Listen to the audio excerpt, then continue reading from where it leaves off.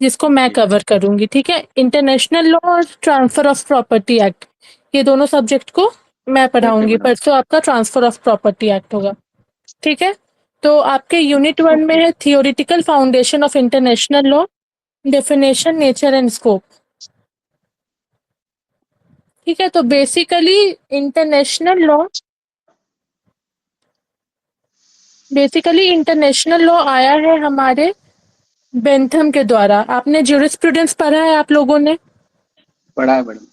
हाँ, तो ज्यूरिस्प्रूडेंस में हम लोगों ने क्या पढ़ा था कि डिफरेंट डिफरेंट ज्यूरिस्ट ने हु सेड व्हाट, किस ज्यूरिस्ट ने क्या बोला और उनके किस ओपिनियन को किस ज्यूरिस्ट ने क्रिटिसाइज किया, यही पढ़ा है हम लोगों ने। अलग अलग यस। ज्यूरिस्ट ने अपना अलग अलग ओपिनियन दिया था, ठीक है। तो यस पहले मैडम। क्या होता था, हमारा जो पूरा वर्ल्ड है इसमें अलग अलग नेशन है, अलग अलग कंट्री से जुड़े हुए हैं ये नेशन, ठीक है। तो ये जो नेशन है, इन सारे नेशन में सबके अपने रूल्स एंड रेगुलेशंस होते हैं, सबके अपने पावर्स एंड फंक्शंस होते हैं, सबके अपने सिटीजन्स होते हैं। तो ऐसा क्या करे कि ये सारे लोग आपस में जुड़े रहे, दो कंट्री के बीच में आपस में अच्छे से रिलेशन मेंटेन हो, ठीक है। तो इसी के लिए बेंथम जो है उन्होंने इस इंटरनेशनल लॉ के बारे में बोला था। उन्होंने बोला था एक इंटरनेशनल लॉ होना चाहिए, ठीक है। तो आपके पहले स्लाइड में है international law is a set of rules governing relationship between countries. हम कंट्रीज को ही स्टेट भी बोलेंगे। स्टेट का डेफिनेशन कॉन्स्टिट्यूशन में किस आर्टिकल में था, कोई बता सकता है?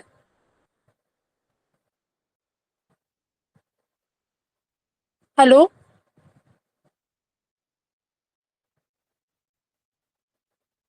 हेलो? हेलो। आर्टिकल 12। हाँ, तो स्टेट का डेफिनेशन कॉन्स्टिट्यूशन के किस आर्टिकल में था? आप लोग कोई बता सकते हैं इसका आंसर? आप लोगों का आर्टिकल 12। कॉन्स्टिट्यूशन तो हो गया है ना? Article article 12। 12। हाँ, तो आर्टिकल 12 में स्टेट का डेफिनेशन दिया गया हुआ है कि स्टेट क्या है, एक कंट्री है। उसमें सारे गवर्नमेंट, पार्लियामेंट, एग्जीक्यूटिव्स, ये सारी चीज हम लोग पढ़े थे स्टेट के डेफिनेशन में। लोकल अथॉरिटी होते हैं, ये म्युनिसिपल लॉज होते हैं, और वो सारे प्राइवेट ऑर्गेनाइजेशन जो 50% गवर्नमेंट एक्वायर्ड है वो सारे भी स्टेट के डेफिनेशन में आते हैं। तो यहाँ स्टेट का भी मतलब है डिफरेंट डिफरेंट नेशंस। तो डिफरेंट डिफरेंट नेशन के रिलेशनशिप को मेंटेन करने के लिए इंटरनेशनल लॉ आया है। तो बेंथम पहले जूरिस्ट थे जिन्होंने इंटरनेशनल लॉ के बारे में बात किया था कि एक इंटरनेशनल लॉ होना चाहिए।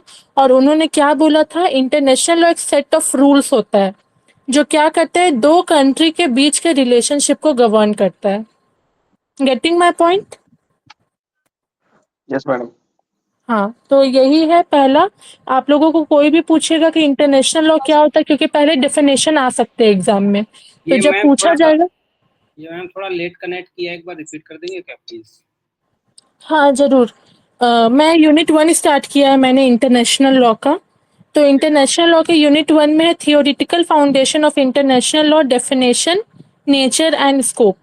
ये है हमारा यूनिट वन, ठीक है। तो सबसे पहले हम लोग आएंगे डेफिनेशन के आगे। तो जैसा कि मैंने अभी बोला कि डिफरेंट ज्यूरिस्ट आप लोगों ने ज्यूरिस्प्रूडेंस में पढ़ा है कि बहुत डिफरेंट ज्यूरिस्ट होते हैं। सैलमंड है, ऑस्टिन है, बेंथम है, केनी है।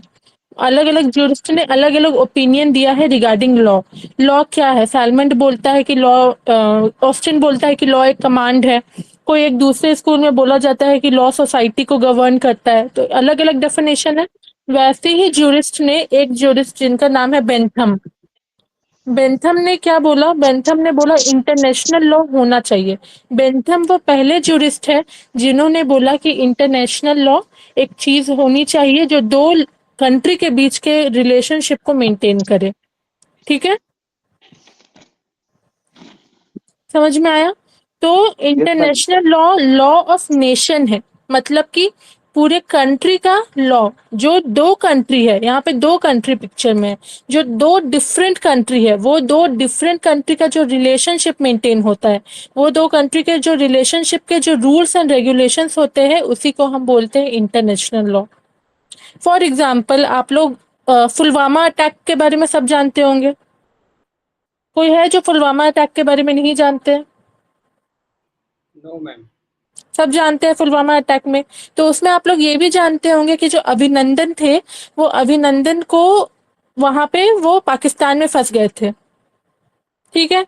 तो पाकिस्तान ने उन्हें क्यों लौटाया? इंटरनेशनल लॉ के वजह से ही लौटाया, क्योंकि इंटरनेशनल लॉ में ही बोला गया है कि ऐसा कुछ भी अनफोर्सिन सर्कमस्टांसेस होंगे तो ये फाइनल कंक्लूजन होगा। तो इसी इंटरनेशनल लॉ के वजह से अभी अभिनंदन को वहां से लौटाया गया है, लौटाया गया था। उसके अलावा जैसे कि अभी डोनाल्ड ट्रम्प ने क्या किया है, टैरिफ रेट बढ़ा दिया है हमारे कंट्री में, तो वो भी किसके द्वारा ठीक हो रहा है, मैनेज हो रहा है? इंटरनेशनल लॉ के द्वारा ही मैनेज हो रहा है। तो जब दो कंट्री आपस में रिलेशनशिप मेंटेन करते हैं, पीस मेंटेन करते हैं, तो उन पीस के पीछे एक लॉ की जरूरत होती है। तो उस लॉ को हम बोलते हैं इंटरनेशनल लॉ। ठीक है, सबको समझ में आया? Yes ma'am. तो पहले क्या होता था ना, पहले होता था कि बस इंटरनेशनल लॉ है, मतलब दो कंट्री है, वो दो कंट्री के बीच में रिलेशनशिप मेंटेन हो, उसी रिलेशनशिप मेंटेन होने के लिए इंटरनेशनल लॉ होते हैं। बस यही बोल दिया जाता था ट्रेडिशनल वे में कि इंटरनेशनल लॉ क्या है, इंटरनेशनल लॉ बस दो कंट्री के बीच के रिलेशनशिप है।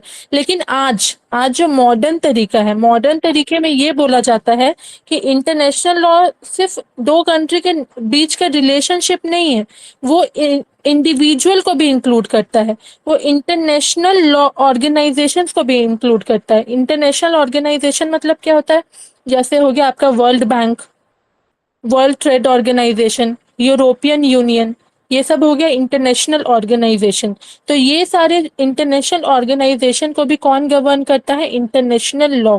और इंडिविजुअल्स को, आप एक इंडिविजुअल है, आपको दूसरे कंट्री में जाके काम करना है, आपको दूसरे कंट्री में जाके वर्क करना है, या आपको दूसरे कंट्री में जाके वेकेशन मनाना है, आपको कोई रोक सकता है? आपको कोई वहां पे जाके प्रिजन में डाल सकता है? नहीं डाल सकता है, क्योंकि इंटरनेशनल लॉ इंडिविजुअल को भी गवर्न करता है। तो यहाँ क्या लिखा है? Today it also include individual and international organization, not just state. समझ में आया? Yes ma'am. तो बेसिकली मैं अगर स्टार्टिंग से आपको बताऊं कि इंटरनेशनल लॉ क्या है, तो आपको पहला चीज याद रखना होगा, इंटरनेशनल लॉ को ओरिजिनेट किया था बेंथम ने। बेंथम एनालिटिकल स्कूल के एक पार्ट थे, उन्होंने इंटरनेशनल लॉ को पिक्चर में लाया था। ठीक है, पहला चीज आप लोगों को ये पता चला।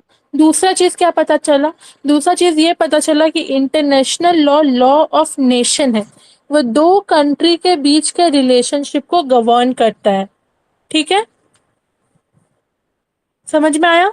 दो नेशन, जिसको हम स्टेट भी बोलते हैं, वो दो नेशन के बीच के रिलेशनशिप को गवर्न करता है कौन?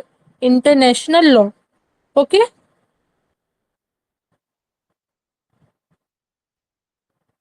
Okay madam, hello, continue. Okay, ठीक है। और तीसरा पॉइंट हम क्या जाने? तीसरा पॉइंट हम ये जाने कि पहले सिर्फ दो कंट्री के बीच के रिलेशनशिप को इंटरनेशनल लॉ गवर्न करता था, लेकिन आज के डेट में इंटरनेशनल लॉ इंडिविजुअल को भी गवर्न करता है, इंटरनेशनल ऑर्गेनाइजेशन को भी गवर्न करता है। सिर्फ दो कंट्री के बीच के रिलेशनशिप को गवर्न नहीं करता है, वो इंडिविजुअल और इंटरनेशनल ऑर्गेनाइजेशन दोनों को गवर्न करता है। ठीक है, ठीक है जी, ठीक है। ठीक है। तो ये तीन पॉइंट आप लोगों को समझ में आया जो मैंने बोला? इंटरनेशनल लॉ किसने ओरिजिनेट किया, इंटरनेशनल लॉ किन दो चीजों के बीच के रिलेशनशिप को गवर्न करता है, और ट्रेडिशनल वे में वो कंट्री को गवर्न करता था, और आज वो इंडिविजुअल और इंटरनेशनल ऑर्गेनाइजेशन को भी गवर्न करता है। इन तीनों पॉइंट में किसी को कोई डाउट है? नहीं जी। अगर इसका कुछ आ गया आपको एग्जाम में कि व्हाट इज इंटरनेशनल लॉ, तो आप लिख लेंगे? जी। ठीक है, तो यहाँ तक आपको समझ में आया? अब यहाँ पे यही लिखा हुआ है, international law refers to a set of rules, agreement and principle that govern the interaction and relationship between nations. Unlike nation or domestic law, which regulate conduct within a single country, international law applies across national borders and seek to manage the conduct of sovereign state and other international actors in areas such as diplomacy, trade, human rights, and armed conflicts.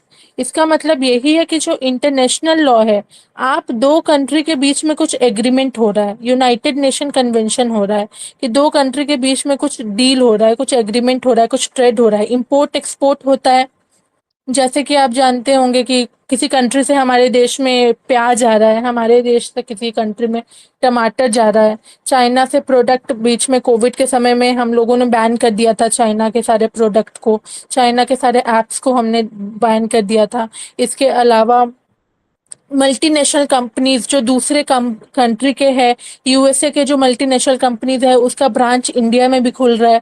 अभी आप लोग जानते होंगे Tesla जो दूसरे country का है उसका फ्रेंचाइजी यहाँ भी खुला है इंडिया में, मुंबई में।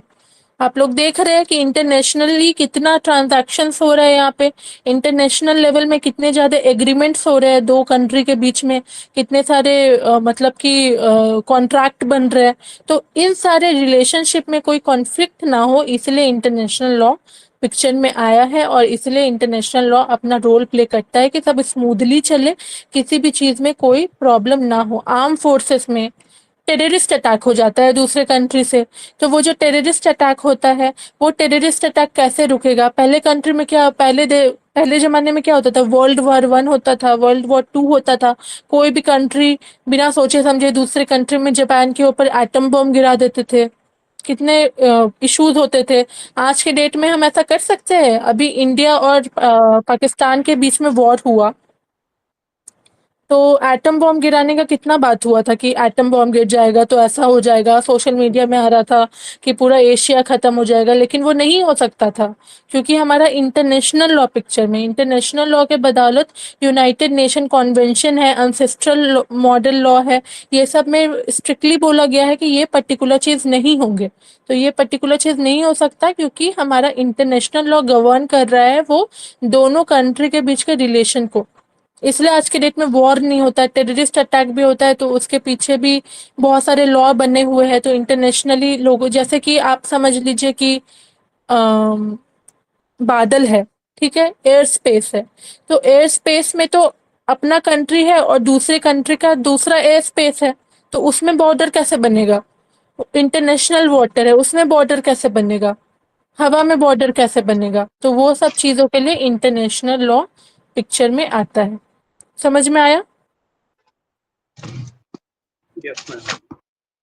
तो मैंने क्या बोला, मैंने बोला कि एग्रीमेंट होते हैं, डिफेंस वाले सिस्टम होते हैं, और जो ह्यूमन का जो नेचर होता है, जो पर्टिकुलर ह्यूमन नेचर है, जैसे कि आपका इंटरनेशनल बॉर्डर, एयर स्पेस, ये सारी चीजों को गवर्न कौन करता है?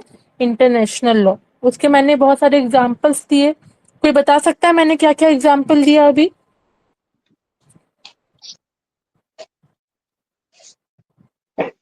आपने मैडम ये ट्रेड का एग्जांपल दिया, एक एक एक हाँ दूसरे के बिजनेस का दिया, दूसरा जो है वॉर का एग्जांपल दिया कि अगर वॉर होगा तो उसको कैसे कंट्रोल करेंगे। सेकंड आपने हाँ आर्म्स को लेके एग्जांपल दिया कि किस हाँ टाइम पे कौन सा आर्म यूज नहीं करना। सेकंड आपका हाँ इंडिविजुअल जो वहाँ पे जॉब करते हैं तो उनके क्या क्या हाँ, पॉलिसीज रहेगी उसके बारे में आपने बताया। दूसरा ठीक यही है, बताया। Okay, very nice. हाँ, ओके। तो मैं जो स्लाइड आपको दिखा रही हूँ ना, वो स्लाइड आप लोगों को विजिबल तो है ना?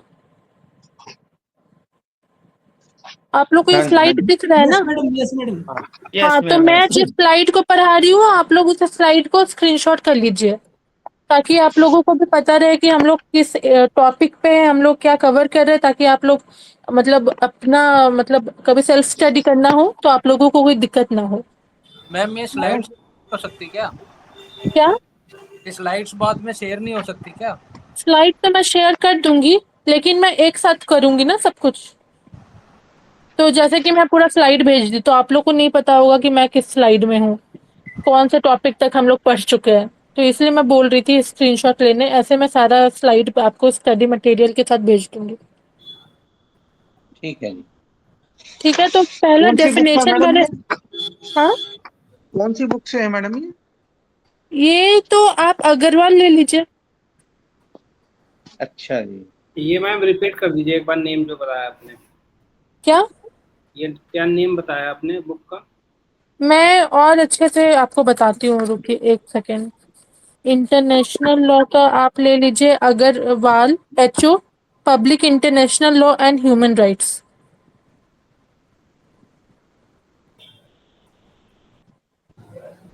लिख लिया आपने?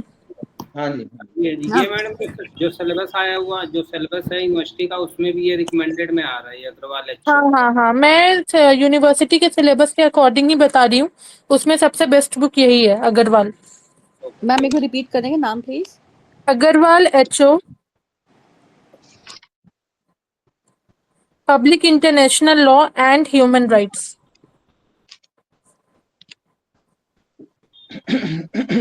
ये मैम बुक लेने की जरूरत पड़ेगी क्या इसमें, या क्लास से हो आप जाएगा? इशू करा लीजिए, आप कॉलेज के लाइब्रेरी में बुक अवेलेबल है, आप इशू करा दीजिए आके। ओके। नहीं तो मेरी नोट्स सफिशिएंट है, जो मैं नोट्स में आपको पढ़ा रही हूँ पूरी मैं यूनिट वाइज पढ़ा रही हूँ। जैसे आप देख सकते हैं यूनिट 1 में यही चीज दिया हुआ है और यही चीज मैं आप लोगों को पढ़ा रही हूँ। तो यूनिट के बियॉन्ड तो क्वेश्चन आएंगे नहीं एग्जाम में, तो मेरे नोट्स सफिशिएंट है। इसके अलावा आप लोग एक्स्ट्रा पढ़ना चाहते हैं तो आप लोग बुक इशू करा लीजिए, अगर आप लोग को नहीं खरीदना है तो। और अगर खरीद के रखना है मतलब वो तो वेल एंड गुड, वो तो सबसे बेस्ट चीज होता है खरीदना। ओके। ठीक है, ठीक है मैम। ठीक है। तो ये जो मैंने पहला स्लाइड आप लोगों को पढ़ाया, इसमें किसी को कोई डाउट है तो आप लोग पूछिए। नो मैम, कोई डाउट नहीं। पहला पॉइंट है कि बेंथम ने ओरिजिनेट किया है, जिसमें ट्रेडिशनल वे में दोनों कंट्री के बीच के रिलेशन को बताया जाता था। दूसरा पॉइंट है कि पहले ट्रेडिशनली सिर्फ दोनों कंट्री के बीच के रिलेशन को बताया जाता था, लेकिन आज के डेट में इंडिविजुअल और इंटरनेशनल ऑर्गेनाइजेशन की भी बात की जाती है इंटरनेशनल लॉ में। दूसरा पॉइंट ये है। तीसरा पॉइंट ये है, जो दो कंट्री के बीच में एग्रीमेंट हो रहे हैं, रूल्स हो रहे हैं, रिलेशनशिप हो रहे हैं, इंटरैक्शन हो रहे हैं, डिफेंस सिस्टम में जो हो रहा है, वो सारे चीज को गवर्न कौन करता है? International law. तो इसमें कोई डाउट नहीं होगा। नहीं। तो इंटरनेशनल लॉ का अल्टीमेट गोल क्या है? International peace. इंटरनेशनल लेवल में पीस मेंटेन करना इंटरनेशनल लॉ का पहला गोल है, कि दो कंट्री के बीच में युद्ध ना हो, दो कंट्री के बीच में वॉर ना हो, आप दोनों कंट्री के बीच में पीसफुल इन्वायरमेंट रहे, ये इंटरनेशनल लॉ करता है। फ्रेंडली रिलेशनशिप रहे, बेसिक ह्यूमन राइट्स रहे दोनों कंट्री के बीच में। आप दूसरे कंट्री में जाके सेटल हो सकते हैं, आप दूसरे कंट्री का सिटीजनशिप ले सकते हैं, आपको कोई मना नहीं करेगा। आप दूसरे कंट्री में घूमने जा सकते हैं, आपके दूसरे कंट्री के लोग इंडिया आके सेटल हो सकते हैं, दूसरे कंट्री का कोई मल्टीनेशनल कंपनी का ब्रांच यहाँ खुल सकता है। तो ये सारे और इंटरनेशनल प्रॉब्लम जैसे हो गए, जैसे अभी डोनाल्ड ट्रम्प ने क्या किया था, टैरिफ का रेट। टैरिफ मतलब सबको पता होगा, टैक्स। इंटरनेशनल लॉ के कुछ टर्म्स है। टैरिफ, टैरिफ का मतलब होता है टैक्स। ट्रेड का, ट्रीटी का मतलब होता है एग्रीमेंट। ठीक है। तो जैसे इंटरनेशनल प्रॉब्लम्स है, तो वो इंटरनेशनल प्रॉब्लम जैसे अभी अभी डोनाल्ड ट्रम्प ने टैरिफ का रेट बढ़ा दिया, तो वो प्रॉब्लम आ गया, तो उसको कौन सॉल्व करेगा? उसको सॉल्व करेगा इंटरनेशनल लॉ। फिर कोई कंट्री दूसरे कंट्री के अगेंस्ट में कोई थ्रेट ना करे, कोई टेररिस्ट अटैक ना करे, कोई बॉम्ब ना फोड़ दे, या कोई वॉर ना डिक्लेयर कर दे, उसको कौन गवर्न करेगा? International law. या फिर कोई दो कंट्री के बीच में डिस्प्यूट हो गया, आप दूसरे कंट्री के साथ जाके कुछ ट्रांजैक्शन किए, कुछ एग्रीमेंट किए, और आप दोनों के बीच में झगड़ा हो गया, तो उसको कौन सॉल्व करेगा? International law. तो ये कुछ एम्स है इंटरनेशनल लॉ के। ठीक है। Yes ma'am. तो पहला एम मैंने क्या बोला? International peace. इंटरनेशनल लेवल में पीस मेंटेन होगा, दोनों कंट्री के बीच में फ्रेंडली इन्वायरमेंट होगा, बेसिक ह्यूमन राइट्स मिलेगा इंडिविजुअल को, इंटरनेशनल प्रॉब्लम सॉल्व होंगे, कोई भी देश किसी दूसरे स्टेट के देश के अगेंस्ट में कोई गलत कदम नहीं उठाएगा, कोई भी डिस्प्यूट होगा दो कंट्री के बीच में तो उसको भी सॉल्व करेगा ये इंटरनेशनल लॉ। ठीक है। तो आप लोगों को कोई दिक्कत नहीं होगा इंटरनेशनल लॉ की डेफिनेशन में? नहीं जी। ठीक है, ठीक है। तो ये पहला है डेफिनेशन। अब यहाँ पे आप लोग यूनिट 1 में देख रहे होंगे theoretical foundation of international law. ठीक है। तो ये कुछ थ्योरीज है इंटरनेशनल लॉ की। तो अब हम लोगों को ये जानना है तो क्या होता था ना कि जैसे आप लोग ज्यूरिस्प्रूडेंस में पढ़े थे कि अलग अलग ज्यूरिस्ट ने अपना अलग अलग ओपिनियन दिया था इंटरनेशनल लॉ के रिगार्डिंग। जैसे उन्होंने लॉ के रिगार्डिंग अलग अलग ओपिनियन दिया था, वैसे ही उन्होंने इंटरनेशनल लॉ के अकॉर्डिंग ही अलग अलग इंटरनेशनल लॉ के लिए भी अलग अलग ओपिनियन दिया था। तो सारे ज्यूरिस्ट का अपना अपना ओपिनियन था, तो सारे ज्यूरिस्ट के ओपिनियन के हम लोगों को फॉलो करना है। तो उन जो ज्यूरिस्ट है उनके जिनको ओपिनियन उन्होंने दिया था उनको हम अलग अलग थ्योरी में डिवाइड कर दिए, ताकि हम लोगों के पढ़ने के पीछे कोई एम्बिग्विटी ना हो, कोई कंफ्यूजन ना हो। इसलिए जो अलग अलग ज्यूरिस्ट ने अलग अलग ओपिनियन दिया, वो अलग अलग ओपिनियन को अलग अलग थ्योरी में डिवाइड कर दिया गया। ठीक है, समझ में आया थ्योरी क्यों बना? जी। Yes ma'am. थ्योरी मतलब क्या होता है? एक आइडिया होता है, एक कॉन्सेप्ट होता है, एक व्यू पॉइंट होता है। किसी भी टॉपिक के ऊपर एक आइडिया मिल रहा है, एक कॉन्सेप्ट मिल रहा है, एक व्यू पॉइंट मिल रहा है। और वो थ्योरी इसीलिए हम लोग बता रहे हैं क्योंकि अलग अलग ज्यूरिस्ट ने अपना अलग अलग ओपिनियन दिया था। तो वो जो अलग अलग ज्यूरिस्ट ने अपना आइडिया, अपना कॉन्सेप्ट, अपना व्यू पॉइंट दिया था, वो अलग अलग थ्योरी में डिवाइड हो गया। तो पहला थ्योरी है नेचुरल लॉ थ्योरी। ठीक है, तो इसका क्या मतलब है? इसका मतलब है इसमें ज्यूरिस्ट ने क्या बोला कि इंटरनेशनल लॉ जो है वो इनहेरेंट हुआ है ह्यूमन नेचर के द्वारा। इसमें जो जो भी ज्यूरिस्ट ने अपना ओपिनियन दिया, उन्होंने बोला कि इंटरनेशनल लॉ इनहेरेंट हुआ है ह्यूमन नेचर के द्वारा, ये यूनिवर्सली एप्लीकेबल है। अब इसका मतलब क्या है? अब इसका मतलब ये है कि फॉर एग्जाम्पल आप इंटरनेशनल वाटर में चले जाएं, एयर स्पेस में चले जाए, माउंटेन्स में चले जाए, ये सब क्या होता है? रिवर्स में चले जाए, ये सब क्या होता है? बॉर्डर के आगे भी ये तो काम कर रहा है ना। दो कंट्री का जो बॉर्डर है, वो दो कंट्री में आपका यहाँ पे अपना देश का पानी है, और जस्ट इसके थोड़े दूर पे आप दूसरे कंट्री के पानी में चले जाते हैं। ये कैसे डिवाइड हुआ? ये कैसे डिस्टिंग्विश हुआ? इसके पीछे क्या लॉ होंगे?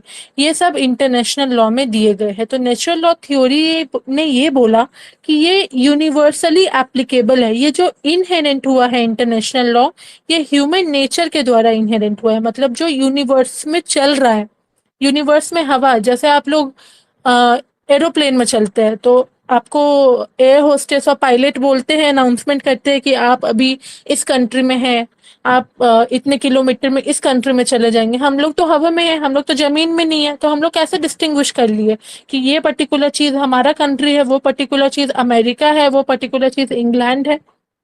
तो यहाँ पे भी इंटरनेशनल लॉ पिक्चर में है। तो नेचुरल लॉ थ्योरी ने ये बोला कि जो पर्टिकुलर चीज नेचुरली यूनिवर्सली एप्लीकेबल है, उन चीजों को गवर्न करेगी इंटरनेशनल लॉ। समझ में आया नेचुरल लॉ थ्योरी का मतलब? Yes ma'am. ठीक है, किसी को कोई डाउट नहीं है नेचुरल लॉ थ्योरी के ऊपर? नहीं। ठीक है, अब पॉजिटिव लॉ क्या है? पॉजिटिव लॉ थ्योरी क्या है? अब पॉजिटिव लॉ थ्योरी वो होता है कि ये क्रिएट होता है थ्रू कॉन्सेंट ऑफ स्टेट। मतलब कि दो कंट्री के बीच में एग्रीमेंट हो रहा है, ट्रीटी हो रहा है, कन्वेंशन बन रहा है वॉल्यूंटरीली। दो कंट्री के बीच में आपस में ट्रीटी बन रहे हैं, आपस में कन्वेंशन बन रहे हैं, वो लोग के द्वारा एग्रीमेंट हो रहा है। दो कंट्री में आपस में एग्रीमेंट कर रहे हैं कि ये पर्टिकुलर मल्टीनेशनल कंपनी है, इसके 4 ब्रांच इंडिया में खुलेंगे, 5 ब्रांच यूएसए में खुलेंगे, और different branches different different countries में खुलेंगे। तो ये क्या हो रहा है? ये पर्टिकुलर स्टेट, जो पर्टिकुलर कंट्री है, वो अपने से कॉन्सेंट दे रहा है वॉल्यूंटरीली कि हम ये पर्टिकुलर कॉन्सेंट दे रहे हैं कि हम ये पर्टिकुलर एग्रीमेंट करेंगे दूसरे कंट्री के साथ। यही हो रहा है ना यहाँ पे। तो पॉजिटिव लॉ थ्योरी में ये बोला जाता है कि इंटरनेशनल लॉ वो सारे चीजों को गवर्न करता है जो स्टेट वॉल्यूंटरीली एग्री करते हैं, कॉन्सेंट देते हैं करने के लिए, एग्रीमेंट या ट्रीटी या कॉन्वेंशन बनाते हैं। जैसे यूनाइटेड नेशन कॉन्वेंशन है जिसमें अलग अलग कंट्री मेंबर है। ये सारे चीज जो वॉल्यूंटरीली दो स्टेट, स्टेट का मतलब यहाँ समझ पा रहे हैं? कंट्री, स्टेट, नेशन, कंट्री एक ही चीज है। ठीक है, तो जो अलग अलग स्टेट वॉल्यूंटरीली अपना एग्रीमेंट बना रहे हैं, अपना ट्रीटी बना रहे हैं, कॉन्वेंशन बना रहे हैं, वो पर्टिकुलर चीज को गवर्न करेगा इंटरनेशनल लॉ। ये कहाँ बोला गया है? पॉजिटिव लॉ थ्योरी में। क्लियर?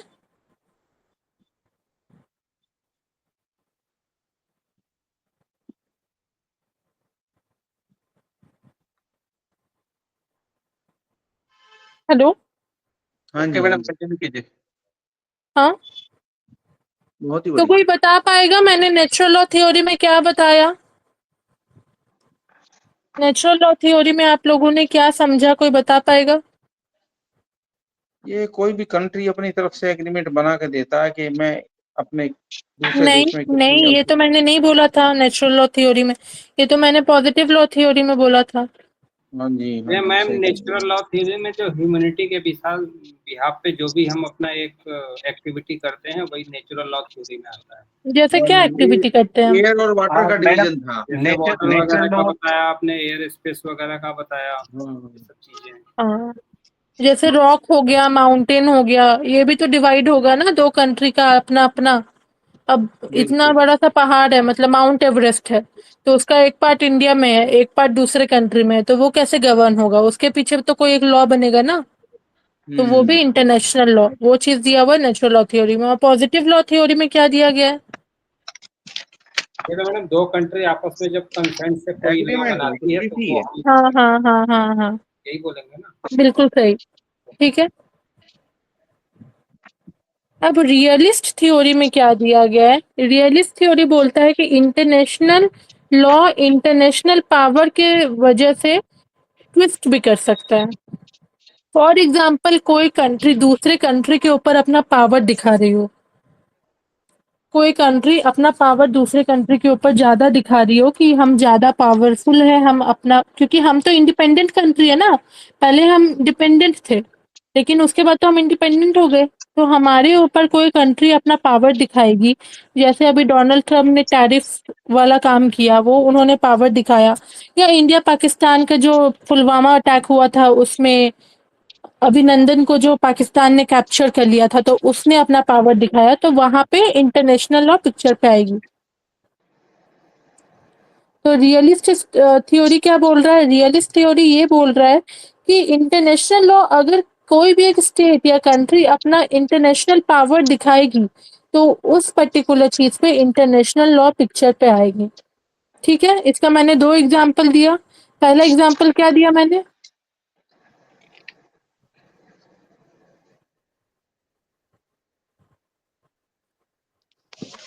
अभिनंदन का मैडम एग्जांपल दिया आपने, जहाँ पे हाँ कोई अपना पावर हाँ दिखाता है कि अनऑथराइज कोई भी वहाँ पे कैप्चर हाँ करता है, या फिर हाँ अपनी पावर में से कोई दूसरे किसी में प्रवेश कर लेता है, तो वो हाँ भी एक तरह का हाँ पावर हो गया। ह्यूमन हाँ ट्रंक का दिया।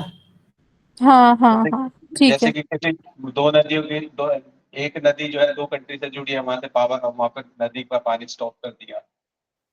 नदी वाला तो नेचुरल लॉ थ्योरी में था,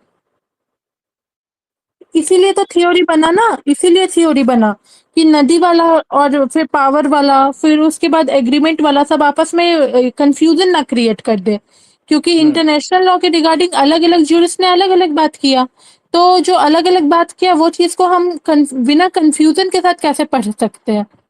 इसीलिए उन्होंने क्या किया, थ्योरी बना दिया कि इस थ्योरी में ये वाले बात किए जाएंगे, इस थ्योरी में इस बात किया जाएगा, और रियलिस्ट थ्योरी में ये पर्टिकुलर बात किया जाएगा। इसीलिए थ्योरी में डिवाइड हो गया।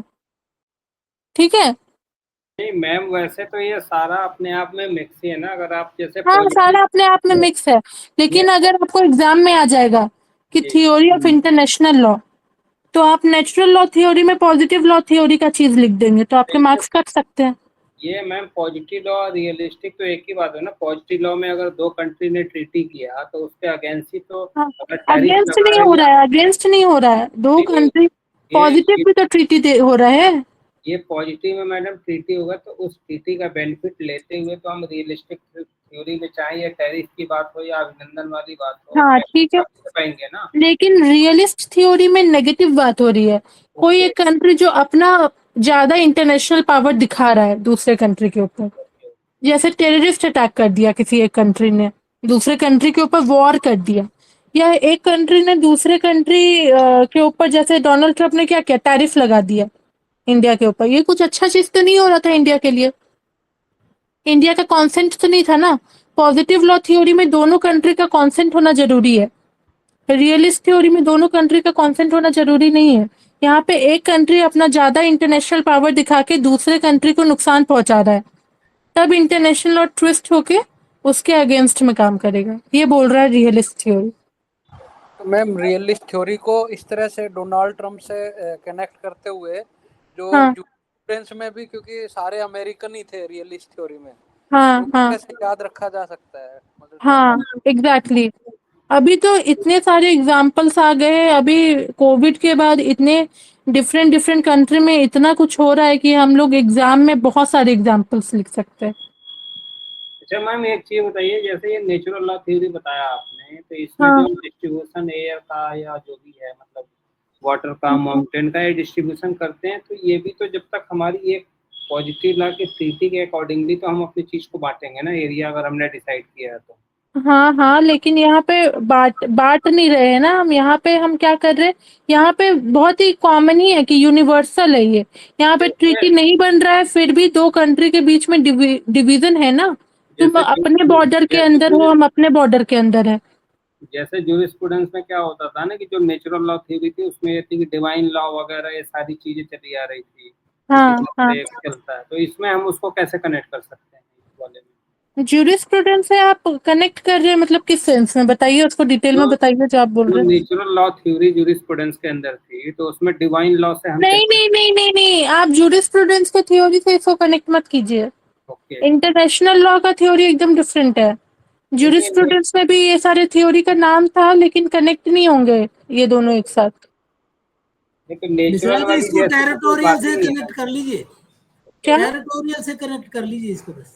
हाँ, इसको इंटरनेशनल लॉ के लेवल में कनेक्ट कीजिए। ना। इंटरनेशनल लॉ में नेचुरल लॉ थ्योरी अलग है और ज्यूरिस्प्रूडेंस का नेचुरल स्कूल और लॉ अलग है।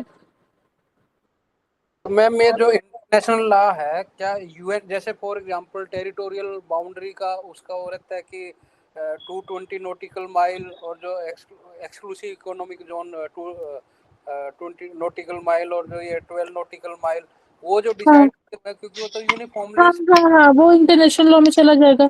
जैसे बहुत मर्चेंट नेवी ऑफिसर्स होते हैं, वो ये सारी चीजें पढ़ते हैं, उनके फायदे में आ जाएंगे। जैसे आप सोच रहे होंगे कि ये किस फायदे का है, ये पर्टिकुलर चीज कि हम इस टेरिटोरी में, तो जैसे मर्चेंट नेवी ऑफिसर है उनके फायदे में आ जाएगी ये चीज। फिर उसके अलावा पायलट्स होते हैं, जो तो डिफेंस मैम के लोग होते हैं, इनके फायदे में आ जाएंगी।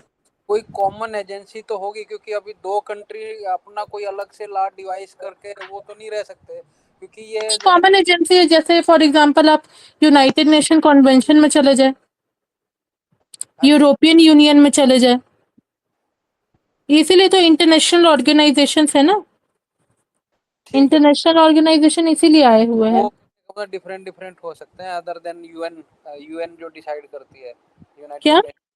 यूनाइटेड नेशंस जैसे जो पीस और जो ट्रीटी अगर उसकी जो ऑर्गेनाइजेशन है, वो हाँ वार से रिलेटेड जो भी वो बनाता है कि कौन क्या, जो बेसिकली हाँ हाँ हाँ प्रिजनर्स ऑफ वार है उसके साथ कैसे ट्रीटमेंट होगा, क्या हाँ होगा, फॉलो करना है, नहीं फॉलो करेगा तो उसका रिपरकशन क्या होगा, वगैरह वगैरह। हाँ तो हाँ दैट मीन्स इंडिविजुअल सब्जेक्ट्स पे अलग अलग ऑर्गेनाइजेशन है जो लॉ बना रही है, और वो हाँ सब एक्सेप्ट कर रहे हैं फिर। हाँ हाँ हाँ, ठीक बोल रहे हैं आप। तो आप पूछ क्या रहे थे? मैं पूछ ही रहा था मैम कि जैसे अभी आपने 4-5 थ्योरी दे दी है अभी हाँ जिसमें कि फॉर एग्जांपल इजराइल ने यूनिलेटरली जैसे अब ये ईरान पे अटैक कर दिया, फिर हाँ, डोनाल्ड नहीं ट्रम्प। आप दूसरे इंडिया के साथ कनेक्ट कीजिए। आप दूसरे दूसरे कंट्री में मत जाइए, क्योंकि वहाँ का अपना अपना है ना। आप इंडिया किस चीज का मेंबर है उसमें रहिए, वो इंडिया बेटर रहेगा। लेकिन आप लिख सकते हैं, आप एग्जाम क्वेश्चन आंसर में लिख इंडिया सकते हैं ईरान और यूक्रेन का। ठीक है मैम। ओके मैम, क्या? Just continue ma'am. अभी जो ऑपरेशन हुआ था ऑपरेशन सिंदूर, जिसमें हाँ हाँ पाकिस्तान में जो है कि जाके अटैक किया है, ठीक है, हाँ तो हाँ, वो भी तो तो हुआ ना, सीज फायर हुआ ना, वो तो वॉर में कन्वर्ट नहीं हुआ ना। बट इंटरनेशनल लॉ में ही, इंटरनेशनल लॉ के वजह से ही वहाँ सीज फायर हुआ। वो पर्टिकुलर चीज वॉर में कन्वर्ट नहीं हुआ, वो 2 दिन बस मिसाइल हुआ और फिर वो सीज फायर हो गया। तो वही सेम। अगर इंटरनेशनल लॉ नहीं होता तो आज वॉर में डिक्लेयर हो जाता, इंडिया पाकिस्तान के बीच में वॉर हो जाता। बट वो इजराइल और गाजा में तो इम्प्लीमेंट नहीं हो रहा मैम। हाँ, इज़राइल अपना इम्प्लीमेंट नहीं कर रहे इंटरनेशनल लॉ, इसलिए दैट तो मैं मीन्स बोल रही हूँ कि आप इंडिया तक लिमिट रखिए, वरना अलग-अलग तो कंट्री ये का बहुत डिफिकल्टीज है। तो क्या हम इजराइल वाली लड़ाई को रियलिस्टिक थ्योरी में एक्सप्लेन कर सकते हैं जी? हाँ, इज़राइल वाली लड़ाई को आप रियलिस्टिक थ्योरी में एक्सप्लेन कर सकते हम्म, हैं। आप कर सकते हैं, कोई प्रॉब्लम नहीं है।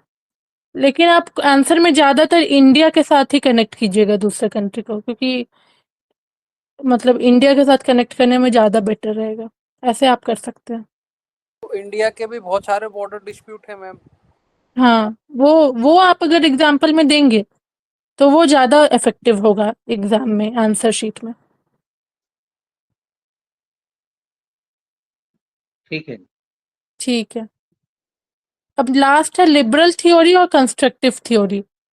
इसमें ये इन दोनों में एक ही चीज़ बोला गया है, दोनों में ये चीज़ बोला गया है कि इंटरनेशनल लॉ का अल्टीमेट गोल है इंटरनेशनल लेवल में पीसफुल एनवायरनमेंट रखना। दोनों कंट्री के बीच में पीस मेंटेन हो, ये पर्टिकुलर चीज़ का ध्यान रखता है इंटरनेशनल लॉ। ठीक है? कौन सी थ्योरी बताई थी मैडम? लिबरल थ्योरी और कंस्ट्रक्टिव थ्योरी, दोनों एक है ये?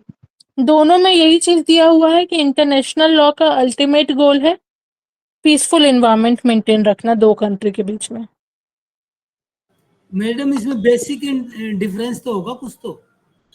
एक ट्राई करता है, लिबरल थ्योरी ट्राई करता है और कंस्ट्रक्टिव थ्योरी आइडिया देता है।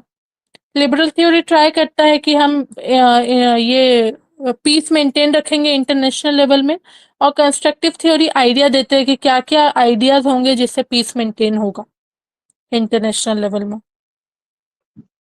यही है डिफरेंस। तो दोनों का अल्टीमेट गोल तो यही है, लेकिन एक काम कर रही है और दूसरी आइडियाज़ दे रही है। अब क्या आइडिया देगी वही सारी।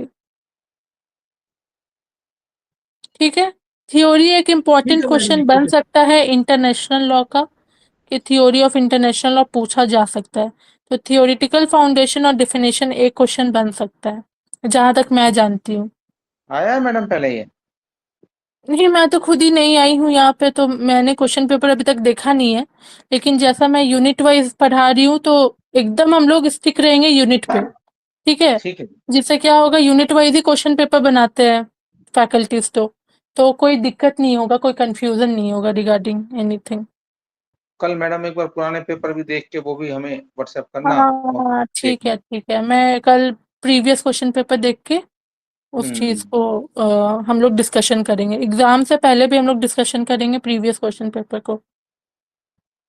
ठीक है।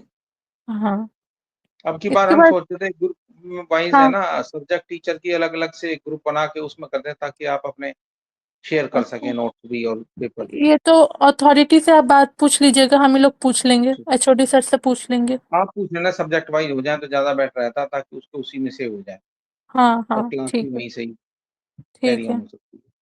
ठीक है। तो कितने लोग आए हैं आज की क्लास में? आज 22 दिखाई दे रहे हैं। 22 दिख रहे हैं, ठीक है। नहीं 28 तक गए थे मैडम, अब तो कम है। अब नेक्स्ट है nature of modern international law. Modern international law क्यों लिखा हुआ है? क्योंकि मैंने आपको बताया ट्रेडिशनल वे में बस दो कंट्री के बीच के रिलेशनशिप को बताया जा रहा था, लेकिन आज के डेट में इंटरनेशनल ऑर्गेनाइजेशन, इंडिविजुअल, ये लोग को भी कवर किया जाता है, इसलिए इसको मॉडर्न इंटरनेशनल लॉ बोला जाता है। ठीक है? तो नेचर मतलब क्या होता है, कि वो मतलब इंटरनेशनल लॉ है क्या चीज़, है कैसा चीज़? जैसे मेरा नेचर क्या है, मेरे पास एक नाक है, दो कान है, दो आँख है, वैसे इंटरनेशनल लॉ का क्या नेचर है? ठीक है? तो इंटरनेशनल लॉ का पहला है voluntary consent. International law based on the principle of consent among state. Unlike domestic law, which is typically imposed by central authority within a jurisdiction, state voluntarily enter into international legal obligation. State become bound by international law through various means, including treaties, custodial international law, and general principle of law recognized by civilized nation. Voluntary मतलब आप अगर India के law पे जाएंगे, तो India के law में बोला गया है कि अगर आप हेलमेट पहन के नहीं चलेंगे तो आपका चालान कटेगा। ये बोला गया है, ट्रैफिक रूल्स में ये बोला गया है। तो यहाँ पे दोनों का कॉन्सेंट है? नहीं है। एक आदमी जो हेलमेट नहीं पहन रहा है, उसका कॉन्सेंट नहीं है यहाँ पे, वो तो अपना मज़े में हेलमेट बिना पहने चला रहा है। जो दूसरा आदमी है, जो पुलिस है, उसने बोला कि यहाँ पे लॉ बना हुआ है, इम्पोज़ हुआ है कि तुम बिना हेलमेट चला के ड्राइव कर रहे हो तो तुमको 1000 रुपया चालान है। फिर हिंदुइज्म में क्या होता है, एक शादी अलाउड है, उसमें कॉन्सेंट है। किसी को 2 शादी करने का मन होता है, किसी को 3 शादी करने का मन होता है, किसी को 4 शादी करने का मन होता है, किसी को 5 शादी। लेकिन लॉ बना हुआ है कि एक से ज़्यादा शादी करेंगे तो अमान्य होगा। तो यहाँ दोनों पार्टी का कॉन्सेंट है? नहीं है। तो हमारे डोमेस्टिक लॉ में यही होता है कि एक लॉ बना हुआ है देश भर में, और वो पर्टिकुलर लॉ ही देश भर में इम्पोज होगा, चाहे सामने वाले का सहमति हो या ना हो। यही हम लोग पढ़ते आ रहे हैं अभी तक लॉ में। लेकिन इंटरनेशनल लॉ ये बोलता है कि जो 2 पार्टी है, जो 2 नेशन है, उन दोनों का वॉल्यूंटरी कॉन्सेंट होना चाहिए उस पर्टिकुलर चीज़ के रिगार्डिंग। अगर वॉल्यूंटरी कॉन्सेंट नहीं है उस पर्टिकुलर चीज़ के, उस पर्टिकुलर लॉ के रिगार्डिंग, तो वो पर्टिकुलर लॉ अप्लाई नहीं होगा दोनों कंट्री के बीच में। एक कंट्री ज़बरदस्ती दूसरे कंट्री के साथ एग्रीमेंट करना चाहता है, और दूसरा कंट्री नहीं करना चाहता है उस कंट्री के साथ एग्रीमेंट, तो क्या ज़बरदस्ती इंटरनेशनल लॉ इम्पोज कर देगा? नहीं करेगा। यूनाइटेड नेशन का भी बात है, उसमें जो कंट्री मेंबर्स बनेंगे, वही कंट्री को उस पर्टिकुलर कन्वेंशन को फॉलो करना है। जो पर्टिकुलर ट्रीटी है, फॉर एग्जांपल इंडिया ने चाइना का सारा प्रोडक्ट को बैन कर दिया। इंडिया ने चाइना के सारे टिकटॉक हुआ करते थे, और गेमिंग ऐप्स हुआ करते थे, पबजी हुआ करते थे, वो सारे ऐप्स को इंडिया ने बैन कर दिया। तो उसमें क्या हुआ? उसमें चाइना ने कुछ नहीं किया, तो इंटरनेशनल लॉ इम्पोज नहीं हो पाया ना उसके ऊपर। तो इंटरनेशनल लॉ का पहला नेचर यही है कि वो वॉल्यूंटरीली दोनों कंट्री का कॉन्सेंट होना ज़रूरी है, तभी इंटरनेशनल लॉ अप्लाई होगा उन दोनों कंट्री के बीच में। ठीक है, समझ में आया? मैम, तो जो ये इंटरनेशनल लॉ जो समझ में आया वो ये है कि ये 2 कंट्री या 2 से ज़्यादा जितनी भी कंट्री हैं, उनके बीच में जो एग्रीमेंट होगा म्यूचुअली, उसको हाँ, जो एग्री करेंगे तो उसी टर्म कंडीशन को माना जाएगा हाँ, इंटरनेशनल लॉ। हाँ, अगर 2 कंट्री करती हैं तो वो जो टर्म कंडीशन को एग्री करते हैं। हाँ, हाँ, हाँ, यही है 2 भी हो इंटरनेशनल सकती लॉ। है, 3 भी हो दो सकती है, ग्रुप भी हो एक सकता है। कंट्री के ऊपर वो थोपा नहीं जाएगा। अपना जो लॉ है वो दूसरे कंट्री के ऊपर थोपा नहीं जाएगा। अगर उस कंट्री का कोई कंसेंट नहीं है, तो वो कंट्री के ऊपर ये पर्टिकुलर चीज़ को बाउंड नहीं किया जाएगा। दोनों कंट्री का कंसेंट होना ज़रूरी है उस पर्टिकुलर चीज़ के रिगार्डिंग, उस पर्टिकुलर एग्रीमेंट के रिगार्डिंग। जैसे हम लोग क्या करते हैं, हम लोग ट्रेन का टिकट बुक करते हैं, तो ट्रेन का टिकट बुक एक साथ बहुत सारे लोग करते हैं, तो हम लोग ये तो नहीं बोल सकते ना कि हम लोग को।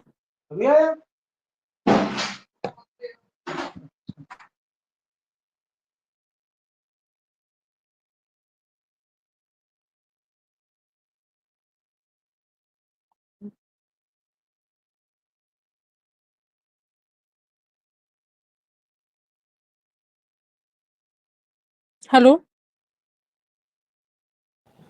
हेलो आवाज मैम, आ रही प्लीज है मैडम? कंटिन्यू। इस ज़्यादा पढ़ाएँगे तो बहुत कन्फ्यूज़न हो जाएगा। तो आज मैं थ्योरीज़ और डेफ़िनेशन तक ही रहती हूँ। इसमें किसी को कोई डाउट है तो बताइए। आप समराइज़ ही कर देती हूँ। आपको डेफ़िनेशन और थ्योरीज़ को समराइज़ करना है।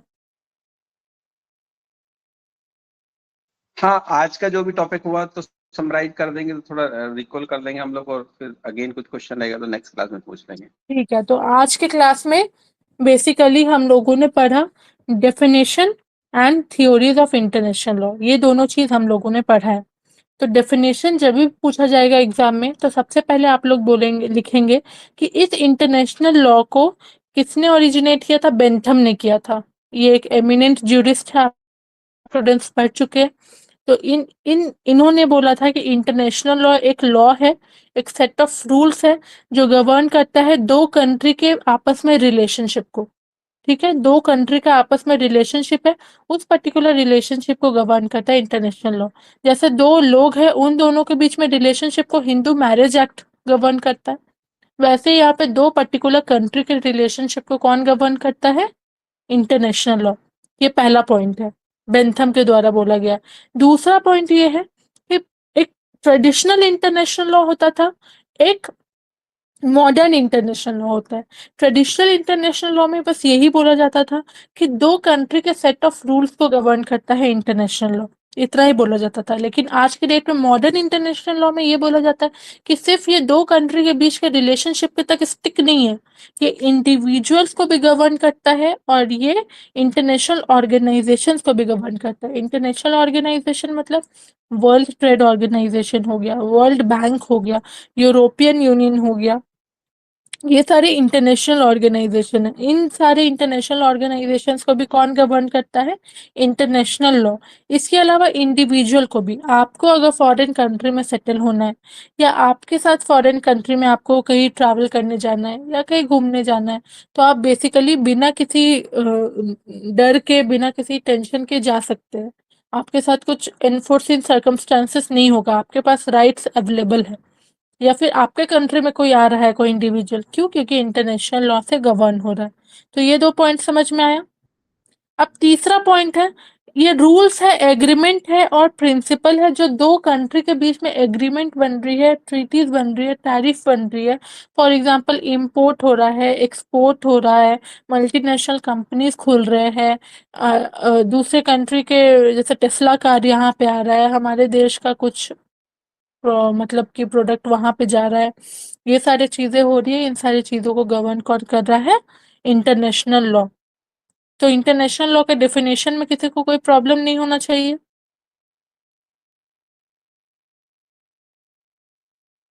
No madam. ये तो सिंपल एज एनीथिंग है, ठीक है। अब थ्योरीज हम लोग क्यों पढ़ रहे हैं?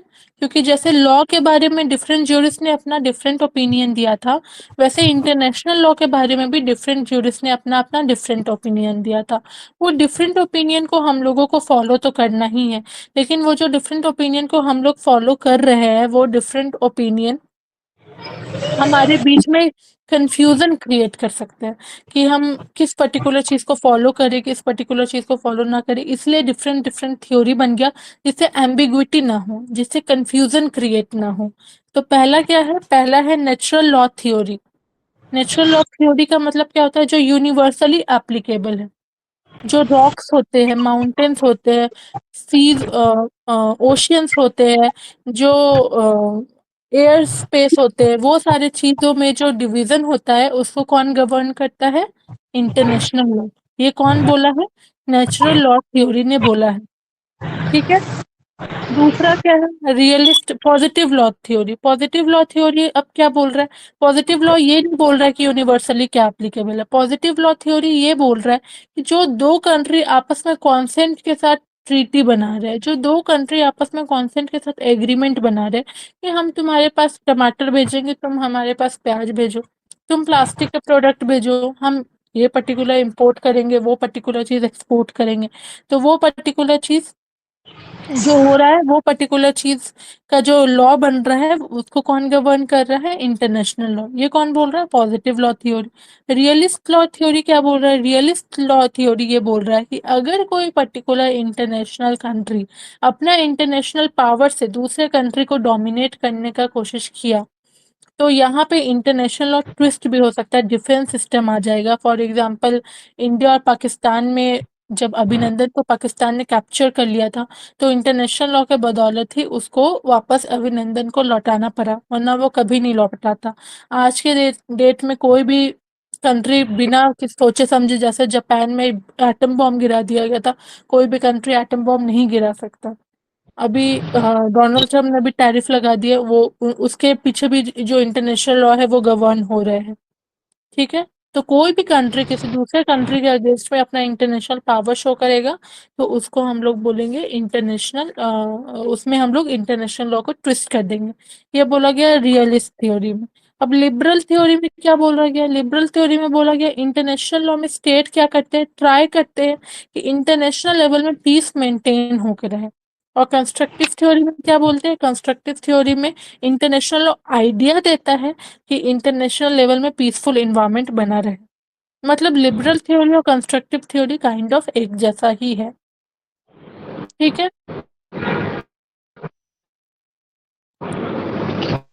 Okay madam, thank theories you. में किसी को कोई डाउट है? No madam. ठीक है। और एम आप लोगों को समझ में आया, इंटरनेशनल लॉ का क्या एम होगा? इंटरनेशनल पीस मेंटेन करना, दोनों कंट्री के बीच में फ्रेंडली रिलेशनशिप मेंटेन करना, बेसिक ह्यूमन राइट्स होने चाहिए, इंटरनेशनल प्रॉब्लम सॉल्व होने चाहिए, कोई भी स्टेट किसी दूसरे स्टेट के अगेंस्ट में थ्रेट या फोर्स यूज नहीं कर सकता, जो कि दिया गया था रियलिस्ट थ्योरी में। फिर पीसफुल मेथड, कोई भी इंटरनेशनल डिस्प्यूट हो गया तो उसके पीछे पीसफुल मेथड यूज से उस डिस्प्यूट को सॉल्व किया जाएगा। ये हो गया इंटरनेशनल लॉ का एम। और सब्जेक्ट क्या हो गया? जैसे इंटरनेशनल ऑर्गेनाइजेशन हो गए, इंडिविजुअल हो गए, मल्टीनेशनल कंपनीज हो गए, कंट्रीज हो गए, ये पर्टिकुलर चीजों को ही गवर्न करती है इंटरनेशनल लॉ। ओके,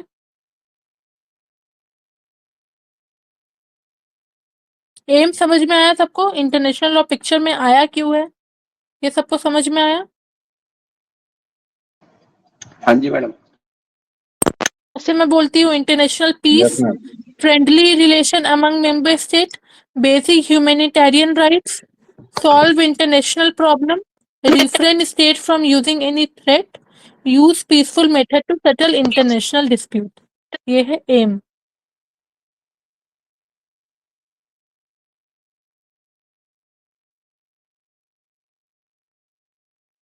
और आप लोगों को मेरा नाम तो पता होगा। नेक्स्ट क्लास में हम लोग पढ़ेंगे नेचर एंड स्कोप।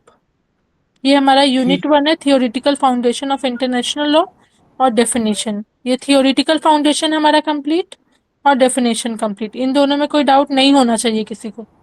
मैम मैंने कहीं पे पढ़ा था तो वहाँ पे 2 थ्योरीज और थी, ऑटो लिमिटेशन थ्योरी और पैक्टा संट सर्वेंटा कुछ ऐसा करके एक था, तो ये क्या अगर आप कॉन्सेप्ट? इतना भी 5 थ्योरी, देखिए थ्योरीज बहुत सारे होते हैं, लेकिन अगर आप मिनिमम 5 थ्योरी लिख देंगे तो आपका काम हो जाएगा, कोई दिक्कत नहीं होगा उसमें। अगर आप चाहे तो मैं वो सारे थ्योरी, क्योंकि आप जो 2 थ्योरी बता रहे उसके अलावा भी बहुत सारे थ्योरीज है, तो थ्योरीज बहुत सारे हैं। तो हम लोग क्या करते हैं, बेसिकली हम लोग 5 लेके चलते हैं थ्योरी। ये एग्जाम में आता है तो 5 theory is more than enough. Ma'am CCSU के मतलब पैटर्न। नेक्स्ट क्लास में नेचर पढ़ाऊंगी मैं। ठीक है, थैंक यू मैम। ठीक है, थैंक यू।